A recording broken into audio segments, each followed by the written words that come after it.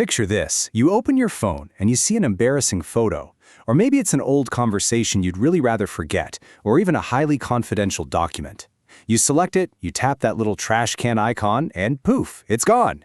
You breathe a huge sigh of relief, right? It feels incredibly final, just clean and instant. But is it really gone forever? Well, welcome to this explainer, where we're going to uncover one of the absolute biggest misconceptions in modern technology, the hidden life of deleted data. Okay, let's dive into this. We all have this deeply ingrained belief that hitting delete means instant permanent removal. The file is just vaporized. But today we're going to completely shatter that illusion. Think about it. What if the file you just deleted is actually still sitting right there inside your device? What if someone could recover it days, weeks, or even months later? Let's take a look at how this whole process actually works behind the screen. To really understand why your data might still be hanging around, I want you to imagine your computer's storage as a massive library. Every single book in this library represents a file, so a photo, a video, a text message. When you press delete, your device doesn't actually spend the time and energy physically removing the book from the shelf, erasing every single digital bit immediately. That would take way too much extra work, and it would literally bring your phone's performance to a crawl. So instead, the librarian, which is your operating system, simply removes the catalog entry. To you, checking the catalog, the book appears gone, but physically, it's still sitting right there on the shelf. The system just marks that specific space as available for future use. Section 1. The delete button illusion. So if the data is just sitting there on the shelf, what happens next? Well, it depends entirely on your hardware, and this brilliantly illustrates the massive difference between older and newer technology. On older, traditional hard drives, that deleted data basically just sits there on the magnetic disk, indefinitely, right until new information finally comes along and overwrites it. That is exactly why old-school recovery software worked so well. It just scanned the whole drive looking for books that didn't have catalog entries anymore. But modern SSDs, those are the solid-state drives in your current laptops and smartphones, they behave entirely differently. They actually use active storage management processes to clear out blocks of data. The main player in this modern process is something called trim. Think of trim as a feature that basically taps the SSD on the shoulder and says, hey, these storage blocks right here, they're no longer needed. The drive can then actively prepare those blocks for future reuse, all running quietly in the background. Because of trim, the secure erasure process is incredibly fast, and it makes data recovery on modern devices incredibly difficult, and often entirely impossible once it actually kicks in. Section 2. The secret world of backups. Think about it like this for a second. If you write a highly sensitive letter, you make 5 photocopies of it, and then you throw the original into the shredder, did the letter actually disappear? No, of course not. The copies still exist. Now, what's really interesting about this is how easily our digital data multiplies without us even noticing it's happening. You delete a photo, sure, but your phone might just move it over to a recently deleted folder, holding on to it for 30 days just in case you change your mind. Or maybe your laptop is synchronized with your tablet, so a sneaky copy lives over there. Or your workplace maintains secure archives. Maybe there's a cached version, or it was sent as an email attachment months ago. In our digital world, copies routinely outlive the original file. Section 3. Digital detectives and encryption. So if all these hidden copies and ghostly remnants of data are just floating around out there, who can actually find them? Well, when data absolutely needs to be found, investigators rely on digital forensics. That's the discipline of collecting and analyzing electronic information to maintain its integrity for legal or investigative purposes. Look, these experts don't just magically press a big red button and undelete everything. It's a lot more methodical. They treat your laptop or smartphone exactly like a physical crime scene. Their entire goal is to figure out what information still exists and what can be reliably verified. And on this digital crime scene, investigators are hunting for forensic clues. They aren't always looking for a single, dramatic, fully intact deleted document like you see in the movies. Instead, they're following a trail of breadcrumbs. They're looking at system logs, maybe a stray thumbnail image, a random timestamp, metadata, or cloud synchronization records. Even if a deleted document can't be completely recovered, the digital footprint it left behind often paints a surprisingly clear picture of exactly what happened. But there is a massive roadblock for anyone trying to snoop on your device, and that is encryption.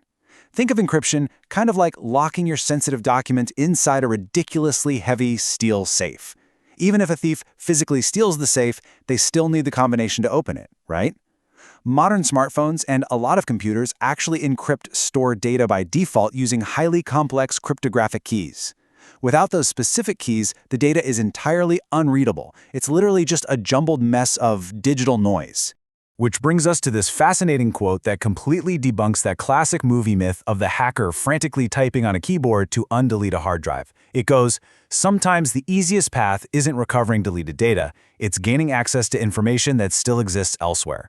Bad actors usually aren't sitting there performing complex forensic analysis on deleted, encrypted SSD blocks. That's way too hard. They're looking for your unsecured cloud backups, they're guessing your weak passwords, or they're sending you a phishing email to grab the data that is still perfectly intact and super easy to access. Section 4. Deleting your online accounts. So up to now, we've focused pretty heavily on the files stored locally on your physical device, but when we zoom out, let's move to the cloud and see how this builds into a multi-step timeline. Let's say you decide you're totally done with a social media platform, so you hit delete account. First, you enter a deactivation and grace period. That's a window where the service kindly allows you to change your mind. Next, once that period actually ends, the company begins anonymizing and permanently deleting your data from their massive distributed network of servers. Finally, certain specific records might still be held back for legal reasons, fraud prevention, or basic operational retention. The reality we all have to face is that delete doesn't always mean instant. Cloud services don't just store your personal profile on one giant computer sitting in a basement somewhere. They use sprawling, complex networks of servers spread all over the entire world to prevent accidental data loss. And because of this, backup systems might temporarily retain copies of your data for disaster recovery, system integrity, or accounting obligations. It simply takes time to purge data completely from such a massive interconnected network. Now, this naturally leads to a very common, very important question. Can governments recover deleted information from these tech companies? Well, it depends entirely on local laws, jurisdiction, and the specific retention policies of the company in question. But here's the bottom line. Authorities can only lawfully request information that a company actually still possesses. If the data has traversed that entire timeline we just talked about and it's permanently purged from all the backups, a company simply cannot hand over information it no longer has. So we inevitably arrive at that famous saying, the internet never forgets. But as we've discovered throughout this explainer, it's pretty complicated. Yes, if you share a photo publicly and people take screenshots or download it, removing every single copy is practically impossible. It's out there. But if we're talking about a private file stored locally on your own encrypted device or an expired backup on a cloud server that has fully run its retention course, that data absolutely can disappear permanently and forever. Section 5. Erasing your digital footprint.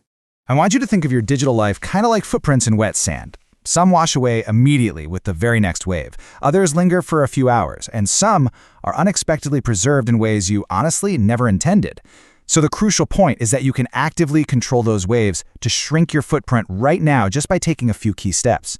Review the permissions you give to your apps. Delete those old dusty accounts you haven't used in years. Remove unnecessary cloud backups so you don't have 5 photocopies floating around the internet. Use strong passwords and multi-factor authentication to protect the data that does exist. And honestly, most importantly, be thoughtful before you post publicly, because the easiest data to protect is the data that was never shared in the first place.